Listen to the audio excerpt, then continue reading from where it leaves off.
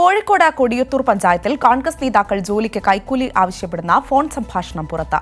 സാംസ്കാരിക നിലയത്തിലെ part time librarian നിയമനത്തിലാണ് കോഴ ആവശ്യപ്പെടുന്നത്. ഇതിൽ 10,000 രൂപ UDF കുറ്റവിചാരണ സദസ്സിന് ഉപയോഗിക്കാമെന്നും ഫോൺ സംഭാഷണത്തിൽ പറയും. കൊടിയത്തൂർ ഗ്രാമപഞ്ചായത്തിലെ കോട്ടമ്മൽ സാംസ്കാരിക നിലയത്തിൽ പാർട്ട് ടൈം ലൈബ്രറിയെ നിയമിക്കാൻ പഞ്ചായത്ത് ഭരണസമിതി തീരുമാനമെടുത്തിരുന്നു.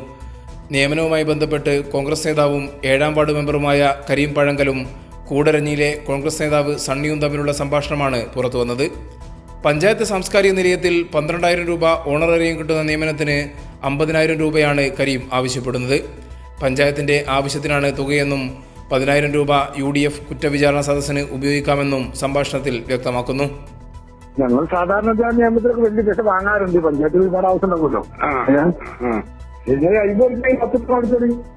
എനിക്ക് വേണ്ട, നിങ്ങൾക്കുള്ളത് എന്റെ അയൽവക്കത്തുള്ള UDFിന്റെ പരിപാടിക്ക് പറഞ്ഞ ഉദ്ദേശം അപ്പൊ ഞാൻ ആ രീതി സംസാരിച്ച് നോക്കട്ടെ കേട്ടോ. എന്നാ അവള് പറയുന്നതെന്ന് അതിനുള്ള പാർട്ടിക്കാരാണ്. അവർക്ക് പൈസക്കുള്ള ആക്കമൊന്നുമില്ല.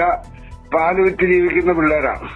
കരീം പഴങ്കൽ A ഗ്രൂപ്പുകാരനും കൂടരഞ്ഞിയിലെ കോൺഗ്രസ് നേതാവ് സണ്ണി I ഗ്രൂപ്പുകാരനുമാണ്. ഗ്രൂപ്പ് പ്രശ്നങ്ങളെ തുടർന്ന് സണ്ണി തന്നെയാണ് സംഭാഷണം പുറത്തുവിട്ടത്. നമ്മുടെ കോൺഗ്രസ്സുകാർക്ക് ഒരു പണി കൊടുക്കുമ്പോൾ അതിന് സാമ്പത്തികം ചോദിക്കുക എന്ന് പറയുന്നത് മര്യാദയുള്ള കാര്യമല്ല. ഇവൻ സ്ഥിരം വീണ്ടും എന്നെ വിളിക്കാൻ തുടങ്ങി.